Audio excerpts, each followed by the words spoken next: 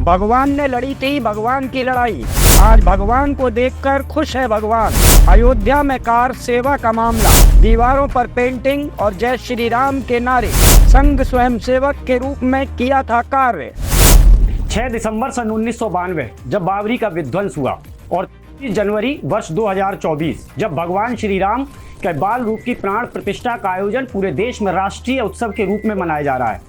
ये दोनों वो तारीख हैं जो इतिहास के पन्नों में स्वर्णिम अक्षरों में लिखी जा रही है। यानी सत्ता पे काबिज होने वाली भारतीय जनता पार्टी ने जो नारा दिया था कि राम लला हम आएंगे, मंदिर वहीं बनाएंगे, इस नारे को साकार किया है।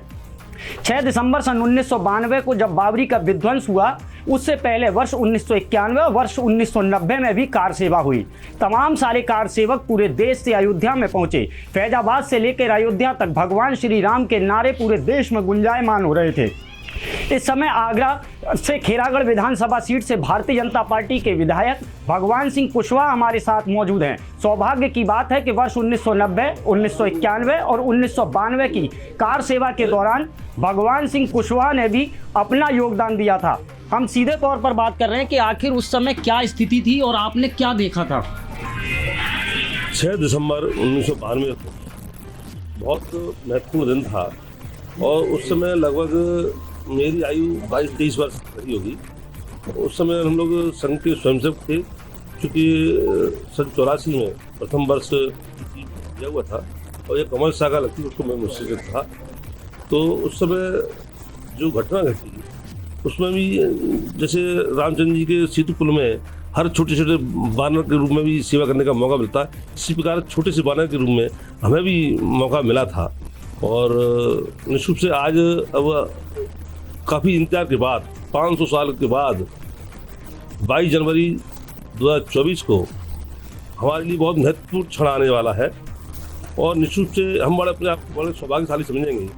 वो क्षण आज हमारे जीवन में स्वर्णिम अक्षरों में लिखा जाएगा। पहला और अंतिम अवसर ऐसा है जो जीवन का वो कभी भी हम भुला नहीं जा सकता। निश्चित आने वाली पीढ़ी भी इस क्षण को और इस यादगार पल को याद रखेगी।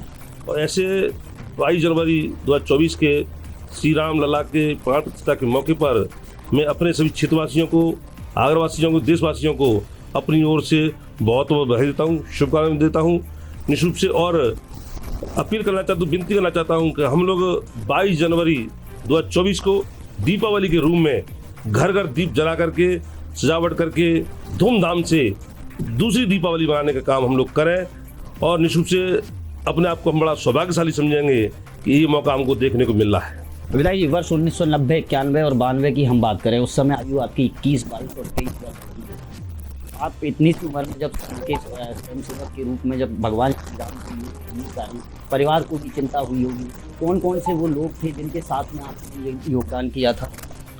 उस समय हमारे माननीय सांसद हैं इस समय वर्तमान में, उसमें बजरंग दल में कार्य करते थे श्री राजकुमार चाहर साहब। वो शुरू से हम लोग साथ साथ रहे, शाखा में रहे, साथ जाते थे, उनके साथ मौका मिला। और सांसद के रूप में पहले भगवान शंकर रावत जी हुआ करते थे, तो उस समय छोटे से बचपन से हमने उनके साथ काफ़ी काम करने का मौका मिला। दीवार भी लिखने के लिए काम करते थे, झंडा लेकर हम बच्चे को बीच से रैली में काम करने का काम करते थे। और भी हमारे साथी थे कई, उनके साथ हम लोग काम करने का मौका मिला था हमको उस समय। 6 दिसंबर सन 1992 को जब बाबरी का विध्वंस हुआ, अयोध्या से लेके पूरा उत्तर प्रदेश जल उठा था, तब जहाँ पूरे प्रदेश में कर्फ्यू जैसे हालात थे, तो आपको जरा भी चिंता नहीं हुई? चिंता थी यार, मनुष्य का जीवन एक बार मिलता है और हम तो इस बात के लिए बड़े सौभाग्य समझते हैं कि वो बड़े वीर पुरुष थे जिन्होंने अपने प्राणों की आहुति दी तो ईश्वर के काम के लिए। तो ऐसा मौका हमको मिलता तो हम भी अपने आप को बड़ा सौभाग्य समझते। लेकिन ऐसी कोई बात नहीं है, जब प्रभु की इच्छा जो होती है वही उन्हीं के काम आती है। वर्ष 1990, 91 और 92 में जिस तरीके के हालात बने थे, कर्फ्यू जैसे हालात थे, कई कार्यकर्ताओं को अपने प्राणों की आहुति देनी पड़ी, तो कई लोग आज भी इस घटना के चश्मदीद हैं। आप बने रहिए हमारे साथ, हम लगातार दिखा रहे हैं कि अयोध्या के चश्मदीद किस तरीके से वर्ष 1991, 92 और 90 के सीन को बताते हैं। कैमरा पर्सन होशियार और विनीत के साथ प्रशांत कुलश्रेष्ठ, मून न्यूज़।